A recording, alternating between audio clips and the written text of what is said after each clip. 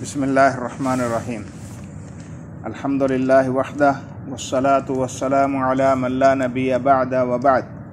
अऊज़ु बिल्लाहि मिनश शैतानिर रजीम। बिस्मिल्लाहिर्रहमानिर्रहीम। व इन कुंतुम अला सफरिन व लम तजिदू कातिबन फरिहानुम मक़बूदा फ़इन अमिना बअदुकुम बअदन फलियुद्दिल्लज़ी तुमिना अमानतहु वलियत्तक़िल्लाह रब्बह वला तक्तुमुश शहादह वमन यक्तुमहा फ़इन्नहु आसिमुन क़ल्बुहु वल्लाहु बिमा तअमलून अलीम। सूरह बकरा की आयत नंबर 283। पिछली आयत में शुरू में हमने पढ़ा कि अल्लाह ताला ने सूद को हराम करार दिया, और सूद असलन कर्ज लेकर उसके ऊपर इजाफी पैसे तलब करने का नाम है। और फिर उसके बाद अल्लाह ताला ने लोगों को आपस में मामलात करने के लिए कर्ज लेने में इजाज़त दे दी। कर्ज ले सकते हैं और उसके ऊपर बहुत ज़्यादा अजर व सवाब भी है। और फिर कहा कि पिछली आयत में जो हमने पढ़ा कि कर्ज अगर लो उसको लिख लो, और चूँकि मामलात थोड़े तवील मुद्दत भी हो सकते हैं तो तहरीर होनी चाहिए, गवाह होने चाहिए, ताकि मामलात में कहीं ख़राबी ना आए और मुआशरे में एक दूसरे के ख़िलाफ़ जो है वो किसी भी सूरत कोई भी ऐसी सूरत ना निकले जिससे मुआशरे में इंतशार फैले। अब कहा कि लिखो और गवाह बनाओ। अगर कोई ऐसा मौका आ जाए कि लिखने की कोई चीज़ ना हो या गवाह ना मिले तो फिर क्या किया जाए, उसका हल आज की आयत मुबारका में अल्लाह ताला इरशाद फरमाते हैं, अऊज़ु बिल्लाहि मिनश शैतानिर रजीम। व इन कुंतुम अला सफ़र, अगर तुम मुसाफिर हो, अगर तुम सफ़र पर हो, वलम तजिदू कातिबन, और तुम्हें कोई लिखने वाला ना मिले। और मुफस्सिरीन ने इसमें दोनों सूरतें जिक्र की। एक तो ये है कोई बंदा ही ऐसा नहीं है जो तहरीर कर सके, या बंदा तो है लिखा पढ़ा मिल गया लेकिन उसके पास कोई लिखने का आला नहीं है, ना कोई कलम है, कोई दवात है, कोई कागज़ नहीं है। तो ऐसी सूरत में क्या किया जाएगा। अब ये उस दौर की बात है जिस वक़्त ये सारी चीज़ें यकीनन ऐसे ही थी, लिखने वाले भी कम थे और लिखने की चीज़ें भी मादूम थीं। और आज के दौर में भी बस औकात ऐसा हो सकता है किसी के साथ मामला हो जाए। तो बहरहाल अल्लाह की शरीयत तो क़यामत तक के आने वालों के इंसानों के लिए है, लिहाजा वो मसाइल जो इंसानों को किसी भी दौर में पेश आ सकते हैं और उनका शरीयत जो है वो वाज़े दो टोक फैसला करती है, तो उसमें तफसील के साथ बात बयान की जाती है। व इन कुंतुम अला सफ़र, अगर तुम मुसाफिर हो, वलम तजिदू कातिबन, और तुम्हें कोई लिखने वाला ना मिले, फरिहानुम मक़बूदा, तो फिर कोई चीज़ बतौर गिरवी कब्ज़े में दे दो। फरिहान, रिहान रहन से है और रहन का मतलब होता है गिरवी देना। तो अब कोई चीज़ किसी के कब्ज़ा में गिरवी रख कर तुम कर्ज हासिल कर सकते हो। और गिरवी ये हमारे यहाँ बड़ा मारूफ है कि कोई चीज़ दे दी गई और उसके इवज़ में कुछ मबलग ले लिया गया, कुछ पैसे ले लिए गए और वो बतौर अमानत वहाँ पड़ी है। जिसके पास गिरवी रखी है वहाँ बतौर अमानत है, और कुरान मजीद ने भी उसको अमानत कहा है। अल्लाह ताला ने इरशाद फरमाया, फ़इन आमिना बादुकुम बादन फलयुद्दिल्लज़ी तुमिना अमानतह। अब अगर पहली बात तो ये है कि अगर किसी भी ऐसी सूरत में जब कर्ज लेने के लिए तुम्हें पहली वो शक्ल ना बन पाए, यानी कोई तहरीरन कोई मामला नहीं पा रहा है या गवाह जो है वो नहीं मिल रहे हैं, तो फिर आप कोई चीज़ बदले में कब्जे में देकर उससे कर्ज हासिल कर लो। अब कर्जा जो है बदले में जो देना है वो असलन क्या है, वो अमानत है। अल्लाह ने कहा फ़इन आमिना बादुकुम बादन। अब अगर कोई शख्स एतमाद कर ले, आमिना अमन में आ जाए यानी एतमाद कर ले, बादुकुम बादन, तुम में से कोई किसी पर, कोई एक बंदा दूसरे पर एतमाद कर लेता है, फलयुद्दिल्लज़ी तुमिना अमानतहु, तो जिसके पास अमानत रखी गई है उसे चाहिए कि वो अमानत लौटाए, वलियत्तक़िल्लाह रब्बह, और अपने रब से डर जाए।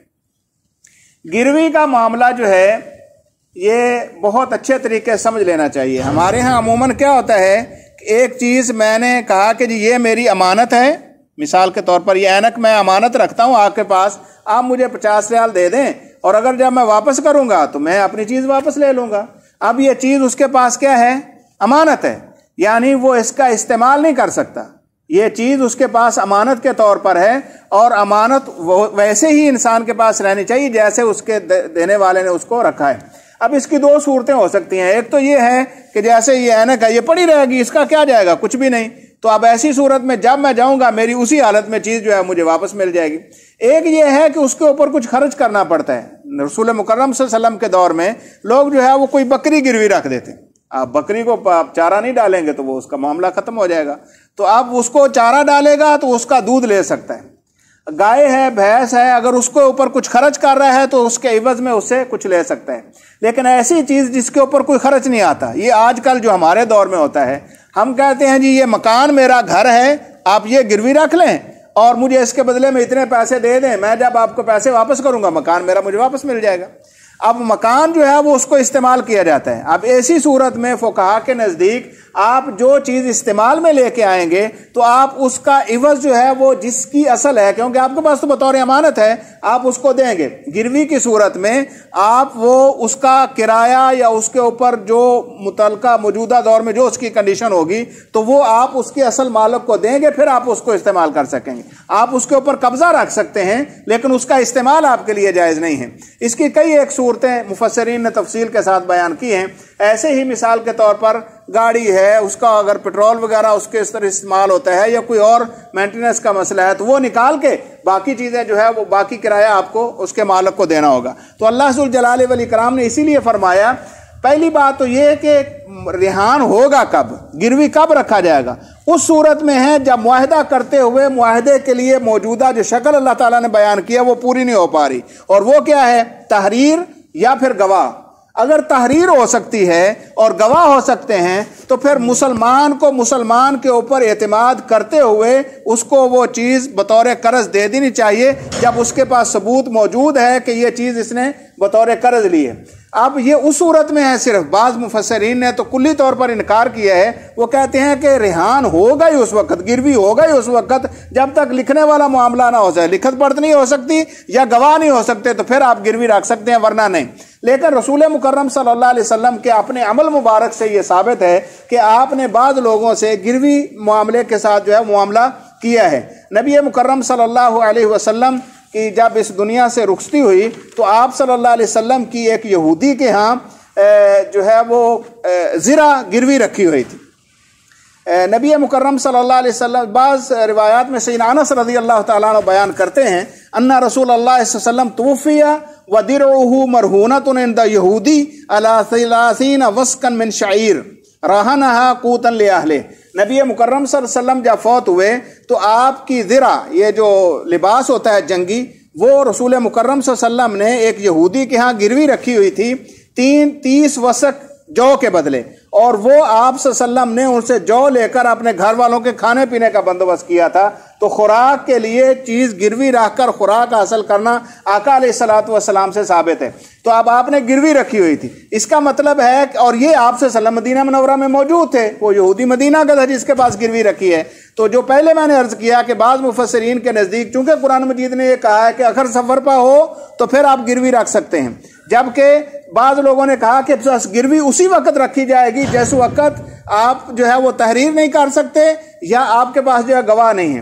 جبکہ دوسرا گروہ مفسرین محدثین فقہا کا وہ یہ کہتے ہیں کہ گروی رکھنا کسی بھی حالت میں جائز ہو سکتا ہے، کیونکہ رسول اللہ صلی اللہ علیہ وسلم نے مدینہ میں حضر کی حالت میں گروی رکھ کر جو ہے وہ اناج حاصل کیا ہے، لہذا گروی رکھی جا سکتی ہے، لیکن اس پہ اوپر جو ہے وہ جو اضافی کوئی حاصل کرنا، جیسے ابھی میں نے ذکر کیا ہے کہ مکان اور اس کو مکان کا مستقل کرایہ جو ہے وہ آپ کھائے جا رہے ہیں، تو یہ وہی سود ہے جو پہلے شکل بنی کہ قرض کے اوپر آپ اضافی جو ہے وہ وصول کر رہے ہیں۔ تو یہ قرض جو ہے جس کے اوپر اضافی آئیں، ایو قرض جر منفعت فہو ربا، اس کی سود کی تعریف یہ کی جاتی ہے ایسا قرض جس کے اوپر منافع آپ اور زیادہ طلب کریں تو وہ سود ہے۔ تو جب مکان گروی آپ نے دیا اور اس کے اوپر آپ نے اس پر اضافی جو ہے وہ کرایہ اس کا آپ خود ہڑپ کر رہے ہیں تو یہ سود کی شکل جو ہے وہ بن جاتی ہے، اس سے بچنا چاہیے۔ اور اللہ ذو الجلال والاکرام نے بھی اس کو امانت کہا ہے، اور امانت جہاں پر رکھی جائے اس کے اوپر اضافی کچھ طلب نہیں کیا جاتا، اس کو منو ان ویسے لوٹا دیا جاتا ہے۔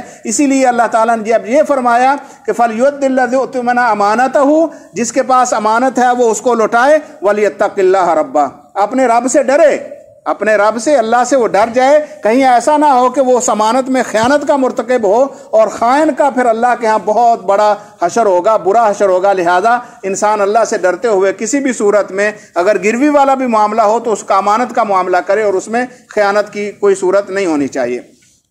وَلَا تَكْتُمُ الشَّهَادَةَ، اور کبھی بھی گواہی کو چھپاؤ نہیں۔ گواہی، کیونکہ پیچھے بات ذکر ہوئی ہے کہ اگر کسی کو گواہ بنایا جائے اور اس کو طلب کیا جائے تو پھر وہ یہ نہ کہے کہ جی میں آ نہیں سکتا، یا بلا وجہ کے بہانے بناتا پھرے، تو گواہی پوری دینی چاہیے۔ اب یہاں پر کیا ہے کہ آ تو جائے، گواہی کے لیے آ تو جائے، لیکن پھر ٹال مٹول سے کام لے، جی میں تو تھوڑا دور کھڑا تھا، جی میرے ساتھ تو یہ واقعہ ہو گیا تھا، تو یعنی ایسے ہی جان بوجھ کر گواہی کو چھپا کر تاکہ اس کا معاملہ جو ہے وہ خراب ہو جائے یا اس کا کیس خرابی کی طرف چلا جائے، اللہ کہتے ہیں وَلَا تَكْتُمُ الشَّهَادَةَ، گواہی کو چھپاؤ نہیں۔ وَمَن يَكْتُمْهَا، اور جو کوئی گواہی چھپائے گا، یعنی جان بوجھ کر حق بات کی گواہی نہیں دے گا، فَإِنَّهُ آثِمٌ قَلْبُهُ، تو یہ دل کا انتہائی برا انسان ہے، اس کا دل بہت گنہگار ہے۔ گناہ انسان جب کرتا ہے تو اس کی مختلف نوعیات ہوتی ہیں۔ بسا اوقات جیسے رسول صلی اللہ علیہ وسلم نے فرمایا ہے نا، انسان وضو کرتا ہے تو جب وضو کرتا ہے تو گناہ اس کے جھڑتے ہیں، جب وہ پانی ڈالتا ہے تو اس کے ہاتھوں کے گناہ جھڑ جاتے ہیں، حتیٰ کہ ناخنوں کے نیچے سے نکل جاتے ہیں، آنکھوں کے گناہ جھڑ جاتے ہیں۔ المہم، یعنی انسان کوئی نیکی کا کام کرتا ہے تو اس کے گناہ جھڑ جائے۔ یہ کون سے گناہ ہیں؟ یہ گناہ بھی ویسے ہی ہلکے پھلکے ہوتے ہیں جو بہت زیادہ جو ہے انسان کے اندر تک جو ہے یا اس کی اندرونی جو کیفیت ہے اس کو آلودہ نہیں کرتے، تو یہ اللہ تعالیٰ ان چیزوں کے ساتھ ختم کر دیتے ہیں۔ بعض گناہ ایسے ہوتے ہیں جو انسان کی گہرائی میں اترتے ہیں۔ یہ جو اللہ تعالیٰ نے کہا کہ جو بندہ گواہی کو چھپائے گا فَإِنَّهُ آثِمٌ قَلْبُهُ، تو اس کا دل انتہائی گناہوں سے لدا ہوا ہے، یا گناہوں کا ایسا انبار اس پر چڑھ جائے گا کہ پھر اس کو گناہ محسوس نہیں ہوں گے، اور جب یہ کیفیت انسان کی ہو جائے تو پھر اللہ کا عذاب اس کے اوپر بڑا سخت آتا ہے۔ تو اللہ ذوالجلال والاکرام نے فرمایا گواہی کو چھپاؤ نہیں، وَمَن يَكْتُمْهَا فَإِنَّهُ آثِمٌ قَلْبُهُ، اور جو کوئی گواہی چھپائے گا تو وہ دل کا گنہگار ہے۔ وَاللَّهُ بِمَا تَعْمَلُونَ عَلِيمٌ، اور اللہ جو تم عمل کرتے ہو ان کو جانتا ہے، یعنی کون کس غرض سے عمل کر رہا ہے یہ اللہ کی علم میں ہے، اور اللہ کے علم سے کوئی چیز باہر نہیں ہے، اور اللہ ذوالجلال والاکرام جب جانتا ہے وہ فیصلہ عدل کی بنیاد پر کل کرے گا، اور وہاں ہر کسی کا معاملہ بڑا کھل کر سامنے آ جائے گا۔ کس نے اللہ سے ڈرتے ہوئے کسی کو قرض دیا تھا، کس نے جو ہے وہ کسی سے قرض اس لیے لیا تھا کہ ہڑپ کر جاؤں گا، اور کون جو ہے وہ اس نے اللہ تعالیٰ کی رضا کے لیے کسی پر احسان کر کے معاملہ کیا تھا، اور کون ہے جس نے جو ہے وہ گروی کا بہانہ بنا کے کسی کا مال لوٹنے کا معاملہ کیا تھا۔ واللہ بما تعملون علیم، اللہ تمہارے عملوں سے باخبر ہے، اور اللہ کے ہاں کل فیصلے عدل کی بنیاد پر ہوں گے۔ لہٰذا دنیا میں معاملات کرو یہ تمہاری ضرورت ہیں، لیکن اللہ کی شریعت کو مد نظر رکھتے ہوئے کسی کے اوپر ظلم، جبر، زیادتی اس سے اجتناب کرو، کیونکہ یہ اللہ کو سخت ناپسندیدہ ہے۔ اللہ سے دعا ہے اللہ ذوالجلال والاکرام قرآن مجید کو سمجھنے اور عمل کرنے کی توفیق نصیب فرمائے۔ وآخر دعوانا الحمدللہ رب العالمین۔